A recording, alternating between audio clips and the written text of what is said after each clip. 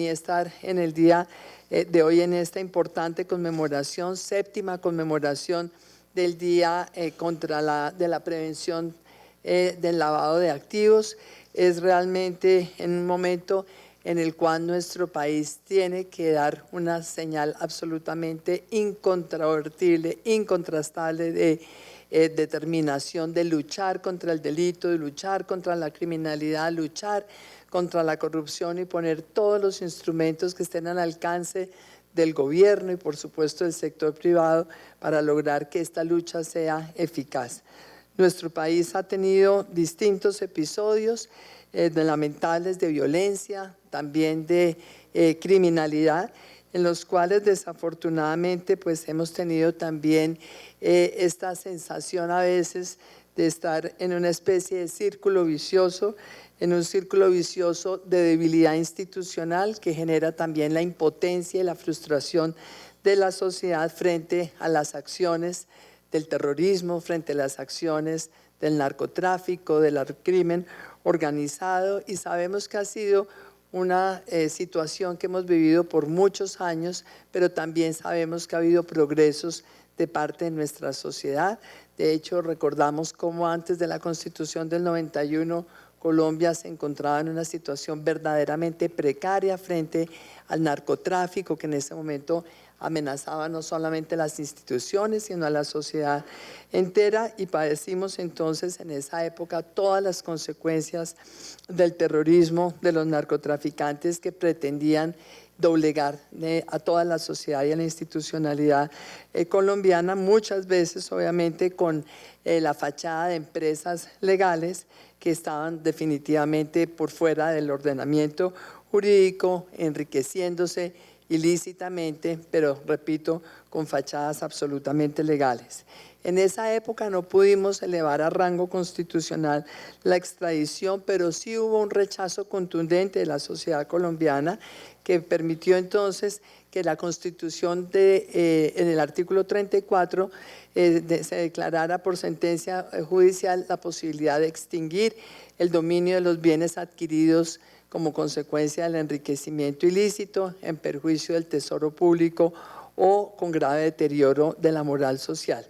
La verdad es que han pasado muchos años, hemos tenido momentos inclusive en los cuales se llegó a considerar que Colombia era un Estado fallido, pero por fortuna realmente el Estado colombiano ha venido fortaleciéndose y también la sociedad colombiana se ha fortalecido durante estos últimos 30 años. Las capacidades institucionales del Estado y también obviamente hemos podido nosotros demostrar que tanto la acción de la fuerza pública contra el terrorismo y el crimen organizado, así como nuestra capacidad de investigación contra la corrupción y el lavado de activos han aumentado significativamente, máxime ahora que contamos con las ventajas de la tecnología, las cuales nos permiten a través del Big Data, la minería de datos, la analítica, la inteligencia artificial, hacer cruces de información que nos permitan proteger mucho mejor a la sociedad de estas organizaciones terroristas y de las mafias del crimen organizado que se roban las regalías, que financian a los grupos del terrorismo, que cooptan los recursos de la contratación estatal, la alimentación escolar, las transacciones de tierras y las distintas actividades que se realizan por parte de estas mafias del crimen organizado. Por esa razón es fundamental continuar en un proceso de fortalecimiento institucional, pero sobre todo de fortalecimiento de esa coordinación interinstitucional y una coordinación que involucre no solamente a las agencias del Estado, la cooperación internacional, sino una coordinación que involucre fundamentalmente al sector privado, el sector financiero, los distintos sectores de esta sociedad para que seamos mucho más eficaces en combatir estas mafias del crimen organizado y por supuesto el evitar que los recursos provenientes de esas actividades afecten nuestra economía como ya ha sucedido en el pasado y también evitar que esos recursos fortalezcan la capacidad de esas organizaciones criminales. Desde el punto de vista del derecho comparado, el delito de enriquecimiento ilícito no tiene rango constitucional porque está consagrado en las normas de carácter penal, pero es de anotar que estamos obligados todos, moral, constitucional y legalmente, a disponer de todos nuestros esfuerzos para combatir y erradicar ese enriquecimiento ilícito. De allí que a través de la acción de extinción de dominio, el Estado logre despojar a las organizaciones criminales de los bienes obtenidos ilícitamente. Según el reporte de Gafi, el Grupo de Acción Financiera de Latinoamérica, de noviembre del 2018, durante los años 2014 a 2017, en el proceso de extinción de dominio se encontraban en nuestro país 13.941 activos con medidas cautelares por un monto de 17.000 millones de pesos. El mismo informe señala que entre enero y junio del 2017 se extinguieron 166 activos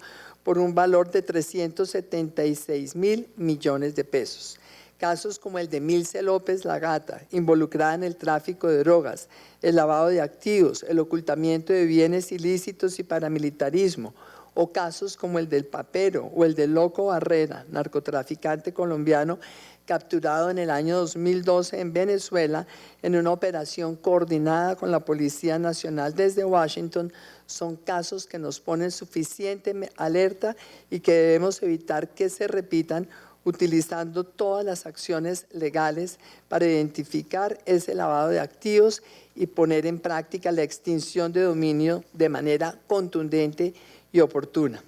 Es hora entonces de fortalecer la capacidad del Estado todavía mucho más, ejercer estas acciones de extinción de dominio de manera determinante y también hacerlo en los casos de corrupción. De hecho, esa es una batalla que hemos tratado de dar con el doctor Camilo Jaime, secretario de Transparencia y Lucha contra la Corrupción. Tengo que confesar que hasta ahora de manera infructuosa, porque en 2 oportunidades hemos tratado de lograr que un proyecto de ley en donde se incluya la extinción de dominio por corrupción haga tránsito en el Congreso, y eso no ha sido posible hasta ahora. Y de verdad creo que todo esto pone a prueba la verdadera voluntad del Estado para lograr que esta extinción de dominio sea la manera más eficaz de perseguir estas actividades. Entre otras cosas, porque sabemos que es precisamente persiguiendo los bienes como llegamos a los cerebros de las organizaciones.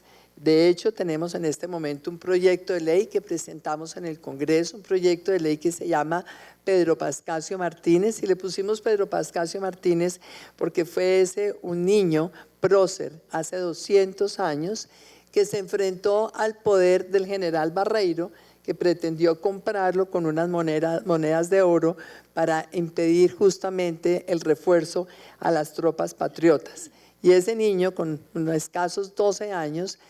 no solamente rechazó el ofrecimiento, sino fue determinante para esa victoria militar de nuestros patriotas. Pues bien, en ese proyecto de ley estamos procurando, entre otras cosas, por ejemplo, identificar los beneficiarios reales de muchas de las operaciones de contratación que permiten muchas veces realmente este lavado de dineros y esas actividades ilegales de las organizaciones criminales. Sobre este tema con el doctor Juan Alberto Gutiérrez hemos tenido oportunidad de conversar. Sentimos que estamos en un momento sin igual, en donde esta tecnología, toda esta mejor capacidad institucional nos tiene que permitir a nosotros ser muchísimo más eficaces y, por supuesto, seguir presionando por sacar adelante los proyectos de ley que sean necesarios. Pero no es solamente a través de reformas legales, es especialmente a través de acciones mucho más eficaces y contundentes como vamos a lograr nosotros ser exitosos en esta lucha contra el crimen organizado. Es verdaderamente lamentable, y lo he dicho antes, y ya me costó inclusive una reacción mediática, es lamentable como, por ejemplo, casos como el de los Nule, en donde defraudaron a Bogotá de manera absolutamente evidente, ya condenados, y sin embargo vemos nosotros la incapacidad del Estado de iniciar la extinción de dominio. Eso es totalmente inexplicable, y por esa razón, más allá del trabajo juicioso que haga la Fiscalía General de la Nación, y lo ha hecho. Consideramos que es muy importante, por ejemplo, que la Contraloría General de la Nación o eventualmente la Procuraduría también puedan tener la capacidad de iniciar las acciones de extinción de dominio, porque es totalmente absurdo que casos como el de los Nule se queden prácticamente en la impunidad, porque no es suficiente con que estén en la cárcel durante unos pocos años, no es suficiente, mucho menos que a veces estén en la casa por cárcel. Lo que es necesario es que el Estado y la sociedad colombiana puedan recuperar esos bienes que se llevó la corrupción. Y repito, a mí personalmente me ha costado, porque el haber dicho que la Fiscalía debía iniciar la extinción de dominio contra los bienes de los Nule generó que el señor Nule saliera en los medios de comunicación a acusarme a mí como corrupta, que evidentemente no lo soy. Pero es que tenemos nosotros que demostrar realmente más contundencia del Estado. Entonces creo que es muy importante que en estos procesos de responsabilidad fiscal realmente tengamos nosotros en cuenta que se han establecido responsabilidades grandes, 292.000 millones de pesos en el caso de los Nule, y solamente se han recuperado 24.000 millones de pesos. Tenemos nosotros que entender que esa cantidad de recursos son necesarios, que el Estado colombiano debe recuperarlos y que es de alguna manera inaceptable el que, pues, no sé, si pudiéramos calificarlo de negligencia o que no se inicien estas acciones de extinción de dominio. De todas maneras, por esa razón, insisto, es tan importante la articulación institucional, el intercambio de información, las acciones mancomunadas de todas las autoridades, porque solamente trabajando en forma coordinada, con un objetivo común, como es el de desarticular todas estas mafias criminales y por supuesto evitar que ellos a través del lavado de activos fortalezcan esas organizaciones, solamente con una buena coordinación es posible lograr ese resultado. Tenemos que continuar trabajando en el cumplimiento de los compromisos adquiridos en virtud de las convenciones internacionales suscritas por Colombia, tales como la Convención de Naciones Unidas contra el Tráfico Ilícito de Estupefacientes y Sustancias Psicotrópicas, la Convención de Viena de 1988, el Convenio Internacional para la Represión de la Financiación del Terrorismo y la Convención de Palermo del año 2000. Es de resaltar que en noviembre del 2018 Colombia fue objeto de análisis para evaluar el seguimiento del cumplimiento de las recomendaciones del GAFI, y allí se evidenciaron grandes cumplimientos como la tipificación del delito de lavado de activos según los estándares de las convenciones de Viena y Palermo, o ampliar el delito a cualquier tipo de bienes. Se solventó por parte de la Corte que los delitos subyacentes ya son objeto de investigación sin necesidad de demostrarse el lavado, paso importante para continuar con el desmantelamiento de esas bandas criminales. Y no menos importante, el lavado de activos es objeto de persecución por hechos cometidos tanto al interior del país como también en el exterior. No obstante, los retos que tenemos por delante son infinitamente mayores. Los retos, entre otras cosas, de la evasión de impuestos deben ser incluidos. Todos sabemos también cómo a través de la evasión se defrauda al Estado en sumas que son absolutamente inimaginables. De hecho, no tenemos una cifra cierta de cuánto vale en total la evasión en Colombia. Recordamos los análisis que hacía el Contralor de entonces, Edgardo Maya, donde nos hablaba de 50 billones de pesos anuales. Hay otros que hablan de 20 billones de pesos anuales. Cualquiera que sea la cifra cierta, es absolutamente enorme frente a las enormes responsabilidades también que tiene que cumplir el Estado colombiano. Y así como sucede con la evasión de impuestos, es fundamental también trabajar mucho más contundentemente contra el contrabando, porque aquí todas estas actividades tienen un común denominador. La mayor parte de ellas están relacionadas con el narcotráfico, y el contrabando es sin duda una de las mejores maneras que han identificado los criminales desde hace muchos años en nuestro país para lograr ese lavado de activos. Como país debemos entonces tener discusiones mucho más profundas sobre la responsabilidad penal, por ejemplo, de las personas jurídicas, que es una de las recomendaciones del GAFI, lo hablamos también con Pierre un día que estuve en mi oficina, y también hacen parte de la Convención Anticohecho de la OCDE. La semana pasada tuvimos acá a Ángel Gurría, secretario de la OCDE, y le recordábamos cómo el presidente Iván Duque, uno de los primeros actos que hizo nuestro gobierno al comenzar fue precisamente pedirle a la OCDE el firmar un memorando de entendimiento para que buena parte de la cooperación hacia Colombia se concentre en la prevención, la transparencia, evitar obviamente el lavado de activos, evitar la corrupción, evitar el contrabando por todas las consecuencias negativas que tiene para el país. No podemos permitir que los entramados societarios vengan a Colombia a desconocer la ley, a saquear nuestros recursos y a tomar nuestro país como centro de sus operaciones. La ley 1178 del 2016 para sancionar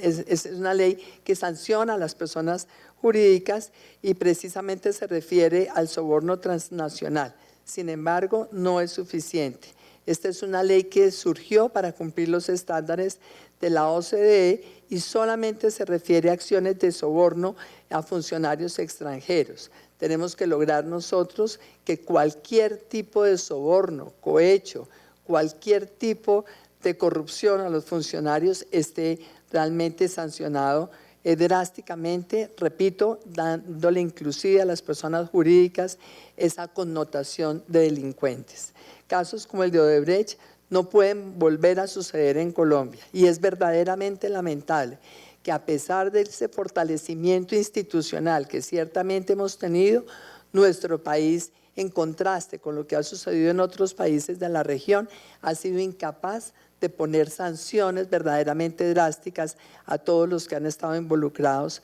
en lo de Odebrecht. Y vemos nosotros cómo ya es evidente en todas las informaciones que existen que esos recursos de Odebrecht financiaron no una sino dos campañas presidenciales, la del año 2014, la del año 2018. Y mientras en otros países hay expresidentes en la cárcel, en Colombia desafortunadamente no hay nadie que haya sufrido las consecuencias penales de un delito de esa naturaleza cometido por una verdadera transnacional del crimen organizado como ha sido esta empresa Odebrecht.